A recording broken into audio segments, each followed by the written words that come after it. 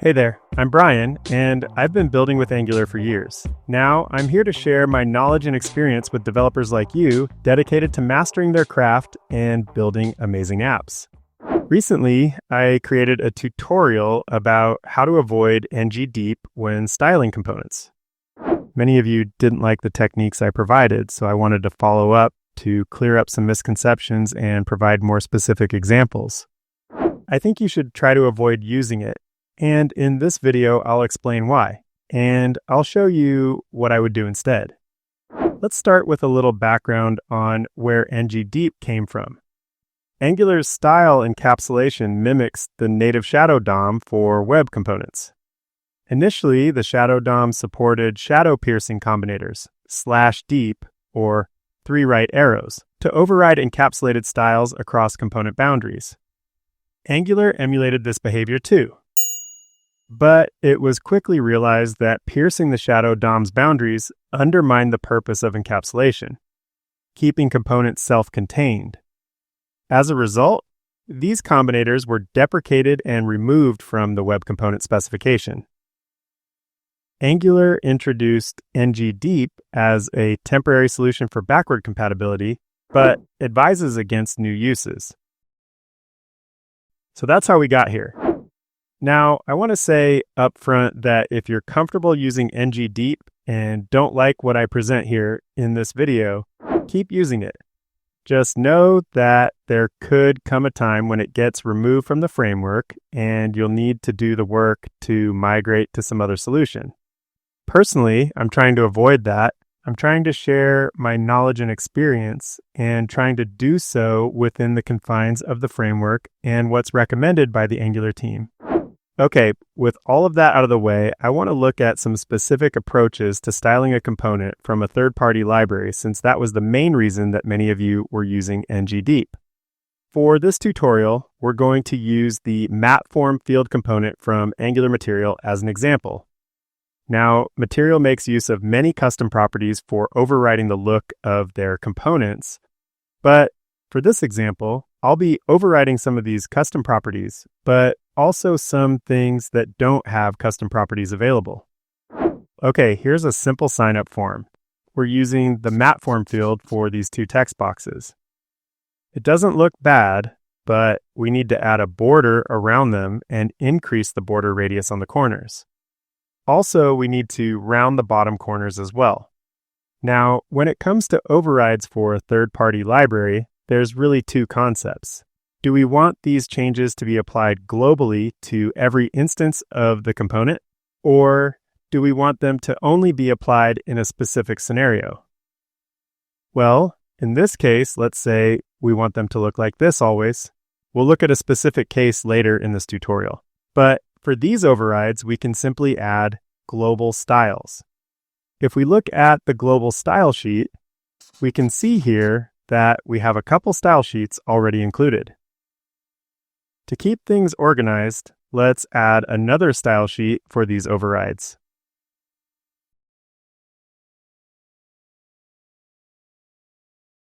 Now, I'm going to add a body selector to nest my overrides in to increase specificity over the material styles already included.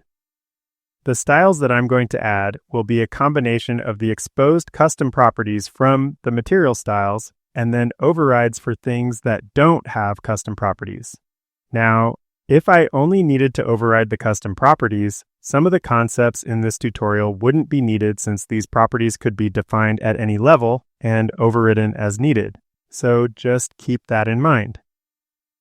Okay, to start overriding the styles, I need to add the text field class. On this, I'm going to add a border. For the color, I'll use the same color as the default bottom border that we see with the surface variant custom property from Material.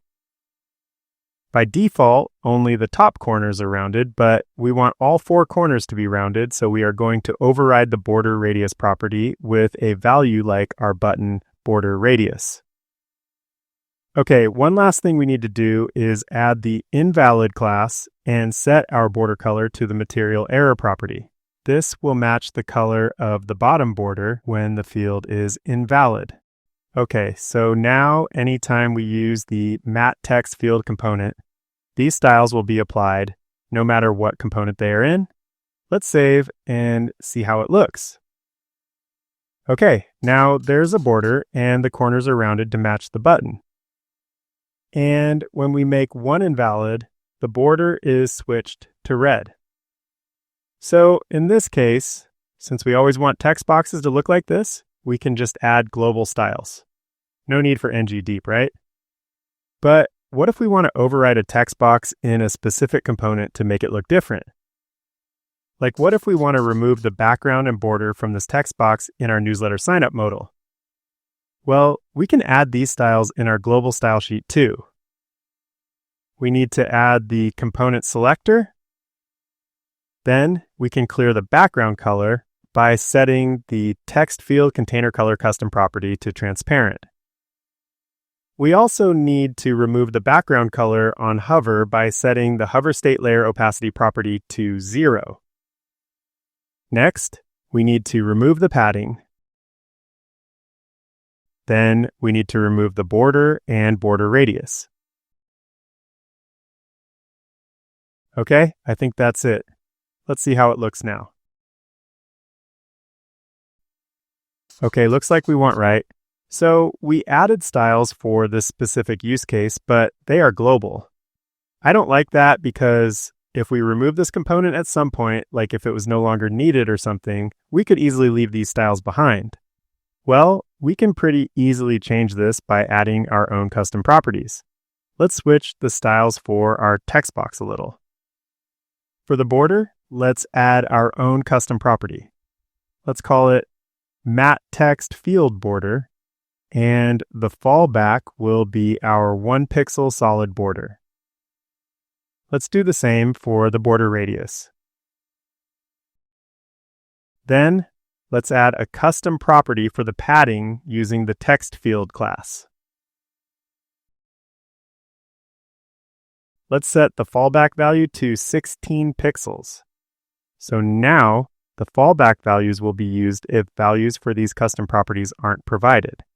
But now this allows us to simply override them when needed. In this case, we want to override them in the newsletter modal, so let's open up its style sheet. Then we can simply add these custom properties with the values we want. We need the field color container to be set to transparent. We need the hover state layer opacity to be set to 0. We need the field border to be set to none. We need the field radius to be set to 0. And finally, we need the field padding to be set to 0. Okay, now these should override the global styles. So let's save and see.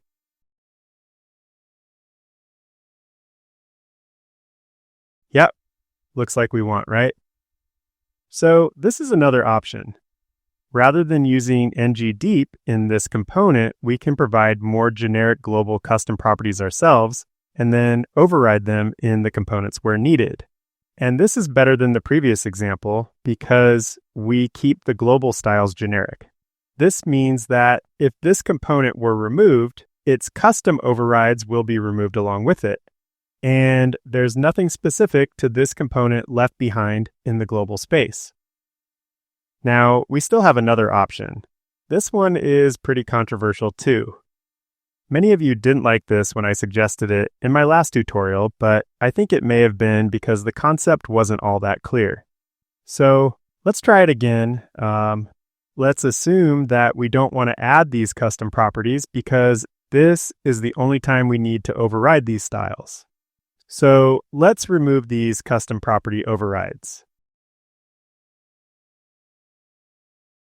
Now, in our global styles, let's undo back so we can grab our original style overrides for this component. Okay, now let's create a new component to serve as the container for these custom styles. Let's call it mat field container.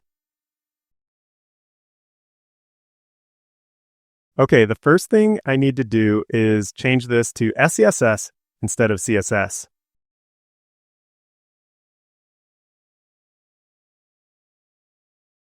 While we're here, let's go ahead and turn off view encapsulation for this component. Now, I want to be really clear on this. I'm not suggesting that you turn view encapsulation off on all components. I'm also not suggesting that you turn it off on any component that can have other components nested within it. I'm simply suggesting that you leverage this feature of the framework sparingly and in very specific and controlled situations like this one. Okay, now we can paste our styles into this file. And we just need to change the wrapping selector for this component. This means that while these styles will be added unscoped, they will only apply within this container component and never to any text field outside. For the last part, we need to add a content slot in the template. Now, we can just wrap this component around the text field component. And we need to import it too. Okay, that's it. Let's save and see how it looks. Okay, so our global text box styles look good. And our newsletter form looks good too. So this is just a solution that you can use sparingly when needed. It works and acts very similar to ngDeep, but it's using a feature that is not discouraged. It has the benefit of keeping the overrides where they are used. It also isolates them so that it can easily be removed if we were to ever remove the mat text field from this component. And if we no longer need this component altogether and decide to remove it, these overrides will be removed too. Again, this is just something to use in very specific and controlled scenarios, but it can be leveraged even with third-party libraries. And that's it. By avoiding ngDeep and leveraging these alternative techniques, you can create clean, maintainable styles for your Angular applications while staying aligned with best practices. Whether it's global overrides, scoped styles, or custom properties, you now have several tools to handle third-party styling challenges effectively. If you found this helpful, give it a like, subscribe for more Angular tips and tricks, and let me know in the comments how you handle styling in your projects. Thanks for watching.